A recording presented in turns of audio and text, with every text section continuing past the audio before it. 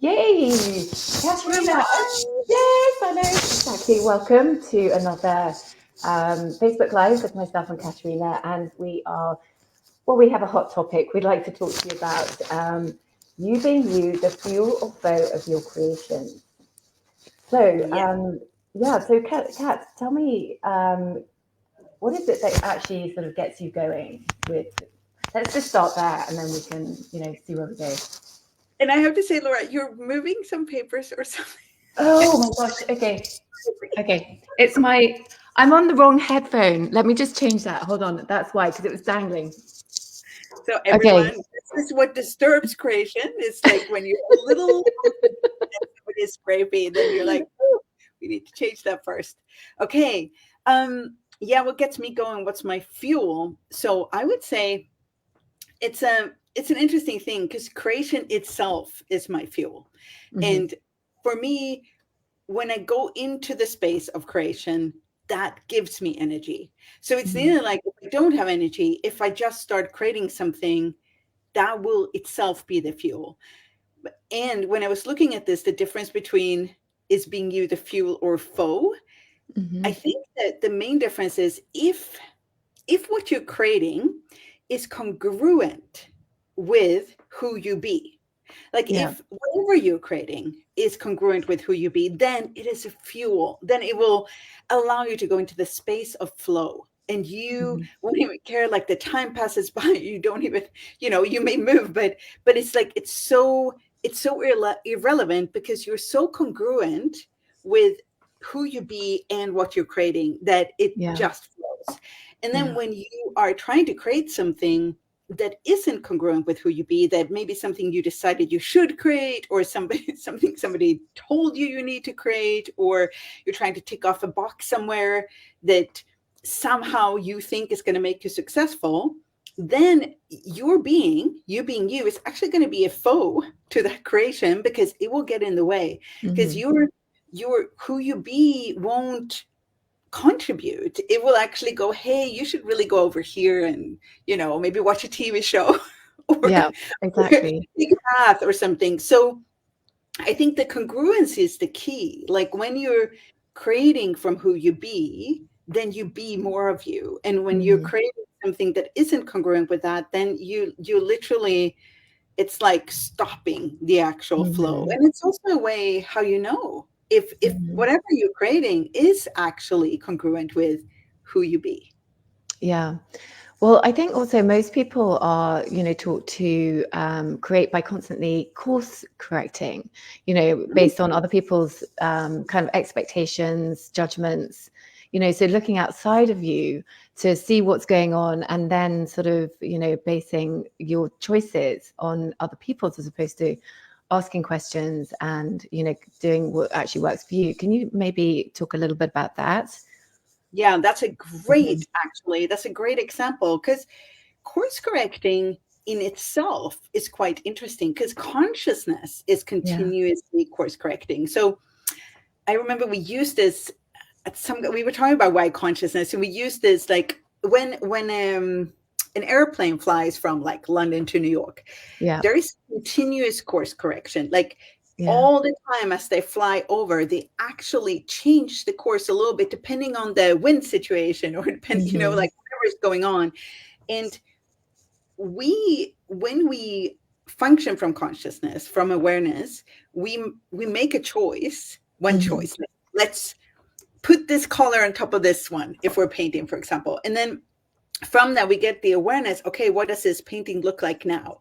Okay, that gives us awareness, and then maybe we'll add yellow, just as a Hmm. very simple. So you can course correct according to your own, like how your awareness grows and how your consciousness grows, but that comes from within, right? So it Hmm. comes from your knowing. It's your knowing what awareness you get from each and every choice that you make, which is also why no choice is wrong, because Hmm. every choice will give you an awareness that allows you to choose again and choose something different.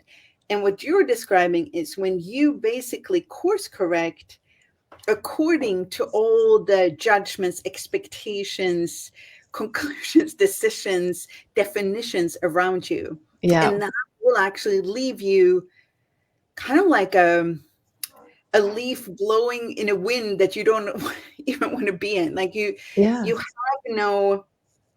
Well, it takes you when out of that congruency that you were talking about as Yeah, well, and that space of being. and it immediately takes you out of that, because Mhm. if you, since there are so many points of views and so many judgments, and so you are bound to fail. Like Yeah. you're literally bound to fail. Like if you go Yeah. this way, then this person over here won't like it. And then if you go this way, that person over there won't like it. And then if you go this way over there in the future, that won't work. So when you're not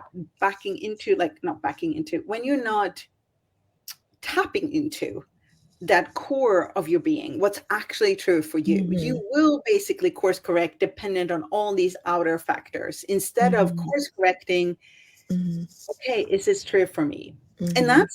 I think that's one of the, when we talk about is something light or heavy, one of the ways that we know that is really if, when I choose this, do I get a sense of flow? Do I actually get, like, does the next choice kind of just come? Yeah. Am I moving in a direction where it starts kind of to accelerate, not necessarily in speed, but that the choices just kind of come after each other? Well, when you choose against your knowing, when you choose something that's heavier, that's not true for you, that's not congruent with you, what you tend to have to do is basically force the first Mhm. choice and then force Mhm. the second choice. And in creation, that is so much work, because you Yeah. have to every time kind of like force through your own knowing, your Yeah. own Yeah. your own desire or truth. So Yeah. it takes a lot of effort. It makes you more tired. Well, if you are able to choose according to, what's true for you, what's congruent for you when you create, you actually can relax into it in a Good. whole Yeah. different. So what do you do when you get into that sort of funk space where you literally have like writer's block, creation Yeah. block, and you don't want to get out of bed, you just want to just do nothing? What do you do? I mean, do you have any tools or, tips? Well, yeah, and it's great. I think we all do. Just Yeah. like make that super clear. So, writer's block or creation block, or Mhm. kind of getting lost in what we think we're supposed to create or what we have to create. Mhm.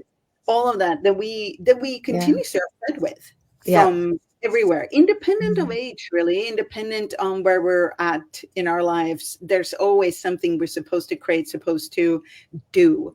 And Mhm. I would say that there is a big difference between, like, when you're in congruency with what you create, you're actually being that Yeah. creation. When Yeah. you are creating like something that you're not congruent with, that's not really true for you, that you're just ticking off a box, then you're doing it. So you can also perceive that difference. So I use a lot of tools. I use a lot of tools that we have in Access Consciousness, which is really like, who does it belong to? All Mhm. of that we've talked about before, and you can also find, we can put a link to that. Who does this belong to? Now I have to explain Mhm. it because we started. But Exactly. belong to is such one of the most one of the tools I use the most, and it's really, is this mine? Yeah. Whatever the point of view is, whatever the need to create something, whatever Mhm. box it is I've set up for myself, is this mine? Who does this belong to? And if I light up, if there's more of that lightness, that flow, then I know, okay, that isn't actually mine. That Yeah. isn't something that I necessarily need to create. And then you can return it to sender with consciousness attached. Mhm. It is, you can't change something that doesn't belong to you. So you have this possibility. Oops, I left and came back. How does it get better than that? Uh, so there is this that's a very simple tool to get Mhm. back to, okay, that's not true for me. And I also tend to create myself out of funk.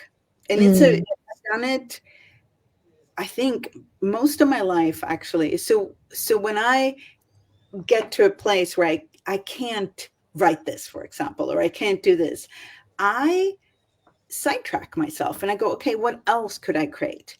What else Yeah. could I create right now that I really decide to create, that actually is congruent with me? Something that does talk to me, that does inspire me. And Yeah. that doesn't necessarily have to be something in writing, it doesn't have to be something that could even be interpreted as creating something like that. It could even be going out and take a walk, create a meeting with nature.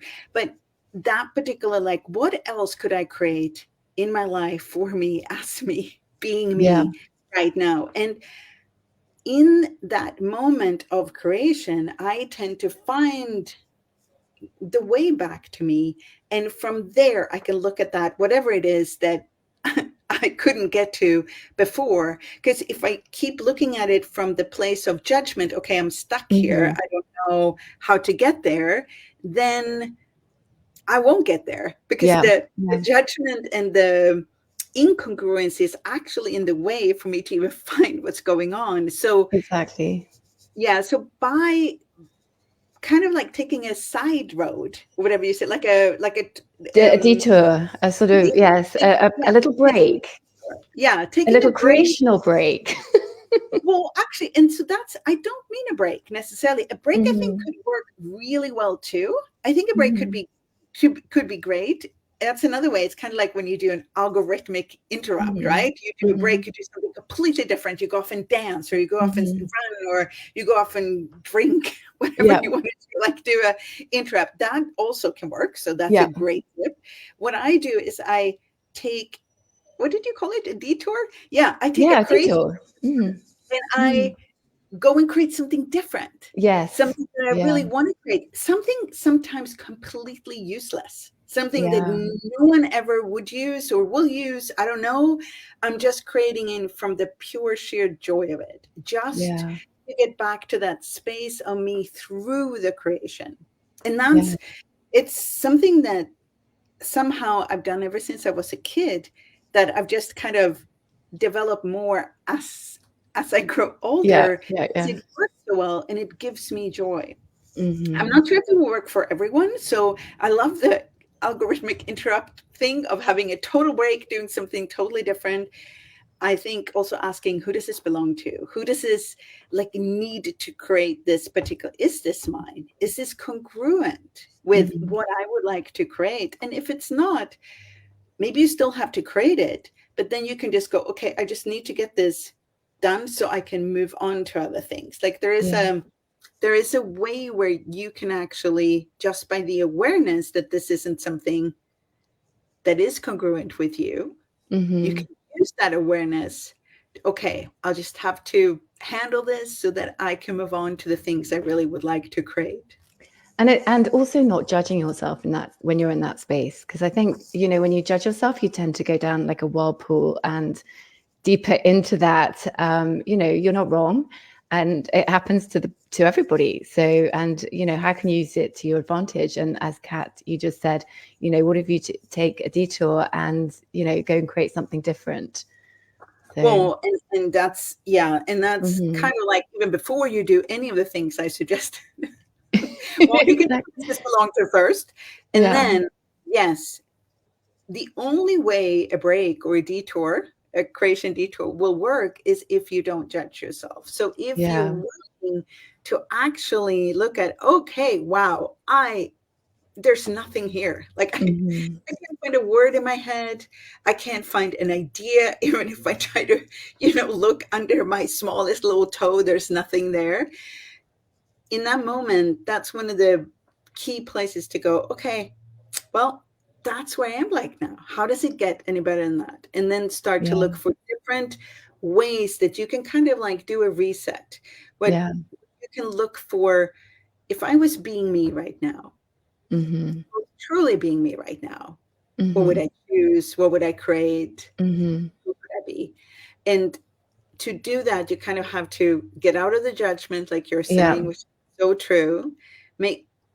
Ask a question, see if it's yours or not, whatever stuckness you're in, whatever thing you decided you need to create, and then see if you can take a break or try something completely different, something useless, something just for the fun of it. So before we came on, I was just looking at a few things about this topic, and I came across a blog by Dr. Dane here. He'd just been jet skiing, and there was such a beautiful bit of words about this that he wrote. If I can read it, that would be, yeah. Yes, please. Okay, so what if creation can occur faster than more space you have and be? Yes, I am back on the ocean again, riding my jet ski. How did I get so lucky? When I am dancing with the water, there is nothing in my head, no thoughts, feelings, and emotions, or or computations about the right or wrong waves. Just space. I am the ocean. And I used to get really wonky when I had this much space. I used to wonder where I went and what was wrong, since there was this huge void where the drama and the trauma used to hang out. Then I realized that what I defined as empty and a void was actually space, the space of true creation and true possibility. Because you spoke about the space at the beginning. So, and I guess it is that void, that empty of drama and, you know. Well, I think also you mentioned, like, one of the things that he says in there is that there are no thoughts, there are no judgments, there are no thought, there's just space. And I think I just mentioned it like briefly, like space or flow. And Yeah. that is it's one of the most glorious places to be once you're in there, because you don't have the thoughts and you don't have the judgments. You are literally flowing with every choice, moving forward with no investment in the outcome and no judgment of the outcome. And again, this is not like this particular space. It's an amazing space, and it's one of them, like, truly joyful spaces for a lot of people, not for everyone, but for a lot of people. And that space is not something that's always there, and you're not wrong if you don't have it. You're not wrong if you've never had it yet in your life. And the space you describe, I think that's also where, if we take that bigger, so say we can find that, like when he's jet skiing, you can find that when you're dancing, you can find that space of like no thoughts, no judgments, no investment in the outcome, like the space of creation with the universe, with you in total congruency. But what if you took that space that we're talking about and you expanded it into your whole life? What if your whole life could be like that? What if that's how we could function in our life, where we don't compute if we're doing something right or wrong, where we are literally flowing with every choice, giving us more awareness so we can choose again, where we don't go to judgment or wrongness and just go to, okay, oh, I ended up on this little wave here. Where next way would I like to take? Not from that way what's better than the others. That's just the wave you're on right now. And I would say that to really look at like how consciousness could work, it could give us access to this space of congruent creation with us being us. And well, what would the what would the world be like if more people had access to that? And where could we all go? Wow. So thank you for reading that. That was beautiful. Yeah. Well, thank you. And I think really great time to end and space to end this this chat as well. Thank you, Kat, for that. I look forward to more creations and using these tools and, you know, detours and all of that. So thank you so much. Okay. Bye, everyone. Bye.